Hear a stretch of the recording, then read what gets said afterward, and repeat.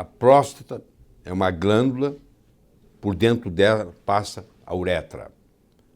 A próstata normal, no jovem, ela tem mais ou menos em torno de 20 gramas.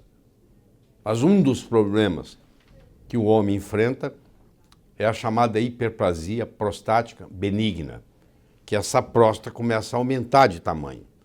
E como a hiperplasia prostática benigna, que é chamada de HPB, hiperplasia prostática benigna, a uretra está passando no meio da próstata e a hiperplasia ocorre de dentro para fora. Então, quando você tem um aumento no tamanho da próstata, você começa a ter problemas de micção, você começa a ter dificuldade para urinar. O fluxo já não é tão intenso, às vezes tem que fazer força para urinar, às vezes começa a pingar na cueca, você tem uma pequena incontinência e geralmente a preocupação é muito grande, que a pessoa quando vê isso, o paciente quando vê isso, ele fala assim, nossa, será que eu estou com câncer de próstata? Vai com calma. Por quê? Porque se tem muita sintomatologia, geralmente não é câncer. Porque você quer saber qual o principal sintoma do câncer de próstata? Você acha que seria interessante você ficar sabendo qual o principal sintoma de câncer de próstata?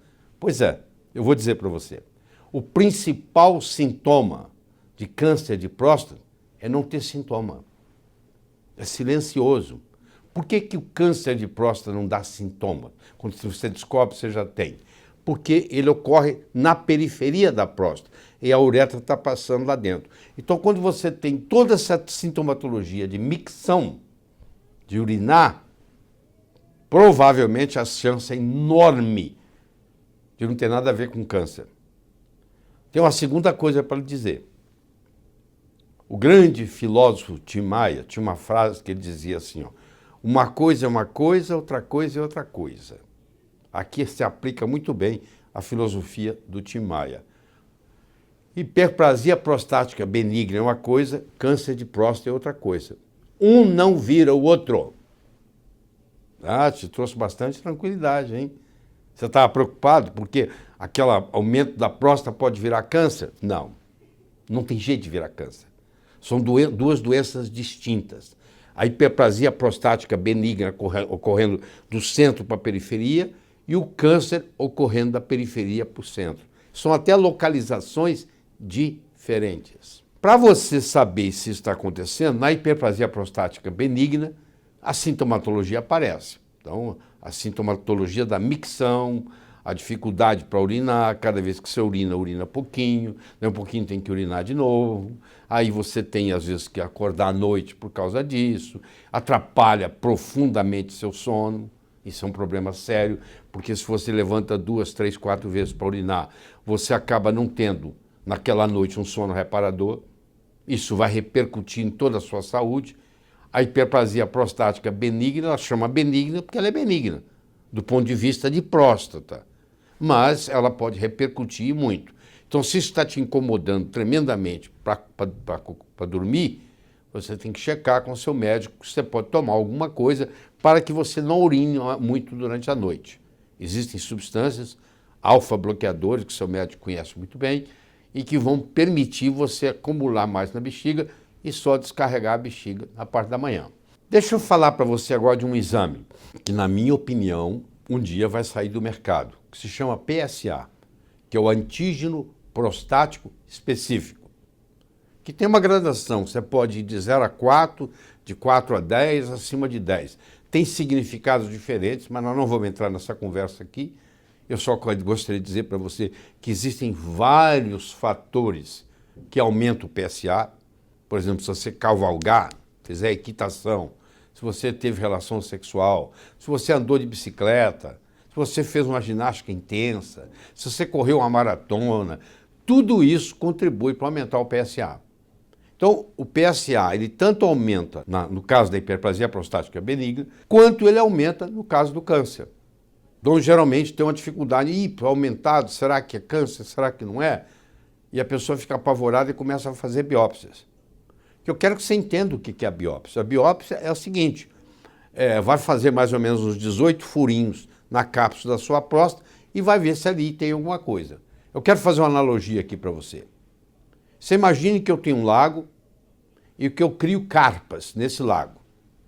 E você vai me visitar e eu vou mostrar para você que eu crio carpas, porque a água está escura. Eu jogo uma rede e quando eu puxo a rede não tem carpa nenhuma na rede. Significa que não tem carpa no lago? Não, não significa nada, porque o peixe não foi pego na rede, não estava naquele lugar. A mesma coisa com a biópsia de próstata, porque quando você faz uma biópsia de mama, o problema da mama tem um nódulo. Você vai pela ultrassonografia e faz a biópsia no nódulo. Só que a próstata não tem nódulo. Então eu não tenho um parâmetro para dizer aqui que eu vou biopsiar. Eu vou fazer 18 biópsias, tem suas complicações.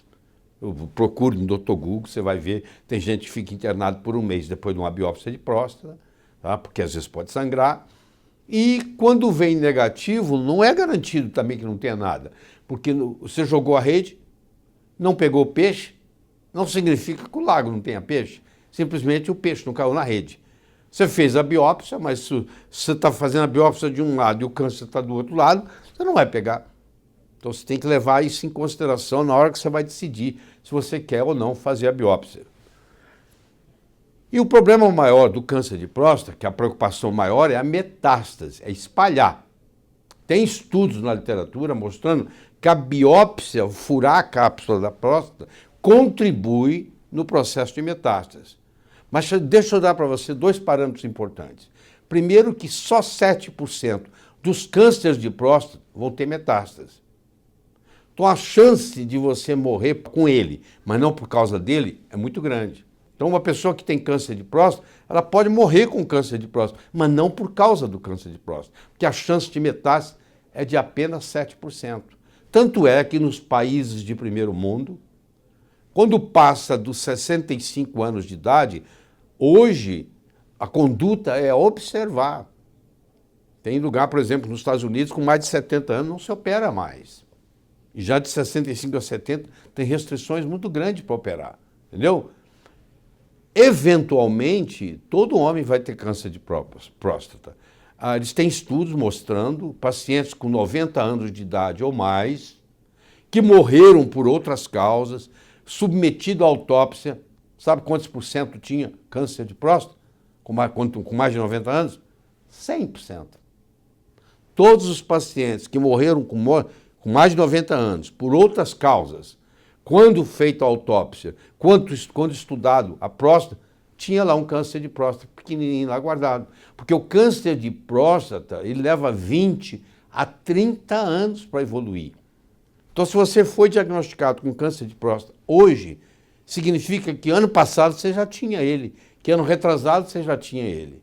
Agora, eu pergunto para você, raciocina aqui comigo. Você é diagnosticado hoje com câncer de próstata, por que você tem que operar amanhã de manhã? Isso é uma coisa que levou 30 anos para chegar naquele ponto. Não é melhor você se preparar melhor para a cirurgia? Não é melhor você fazer uma alimentação apropriada, ter alguns dias para poder colocar sua vida em ordem, etc., do que amanhã de manhã tem que operar? Eu não entendo essa pressa, como muitos que estudam isso não entendem essa pressa. E o PSA, ele tanto ajuda quanto atrapalha, porque o PSA pode ajudar em você fazer um diagnóstico, mas muitas vezes tem nada a ver com nada. E existe o chamado PSA total e existe o chamado PSA livre. Conversa isso com o seu médico. Quanto maior for o percentual do PSA livre comparado com o PSA total, menor é a chance de ser câncer. Então eu posso ter um PSA de 12, mas se o PSA livre é 25%, por exemplo, isso é praticamente uma hiperplasia prostática benigna ou uma prostatite. Porque quem tem hiperplasia prostática benigna tem uma predisposição à prostatite. Então eu quero que você saiba disso. Uma doença não vira outra, hiperplasia prostática benigna é uma coisa, câncer de próstata é outra, uma coisa não vira outra. Você tem que tomar muito cuidado quando você analisa o PSA, porque ele causa muito, nós chamamos de falso positivo. Se você tem mais de 65, 70 anos de idade, provavelmente observar é a melhor coisa, não vai operando assim. E como é um câncer de evolução lenta, você não pode ser amanhã de manhã. E lembrando-se de que quanto mais sintomatologia você tiver, maior a chance de ser hiperplasia prostática benigna do que câncer. Existem vários alimentos que são úteis no tratamento da próstata. Um desses alimentos, que o componente é o licopeno. O licopeno é uma substância que ajuda muito, tanto na hiperplasia prostática benigna, quanto mesmo na prevenção até de câncer. Só que o licopeno é uma substância lipossolúvel. Ele não é uma substância hidrossolúvel. O que quer dizer isso? Não adianta eu tomar suco de tomate, porque o suco de tomate está na água, é hidrossolúvel, não vai facilitar a absorção do licopeno. Agora, se eu como o tomate cozido da pizza, esse tem licopeno. Então, só o fato de ter licopeno não é suficiente. Eu tenho que ter um licopeno que seja biodisponível, ou seja, ele tem que estar cozido. Então, o melhor jeito de você absorver um licopeno é quando você cozinha ele e você toma ele junto com a refeição. Aí, quando com a refeição, com toda a parte lipossolúvel da refeição, facilita a sua absorção. Mas é um componente interessante na proteção da próstata. Eu espero que essa conversa tenha ajudado você um pouco. Tá bom?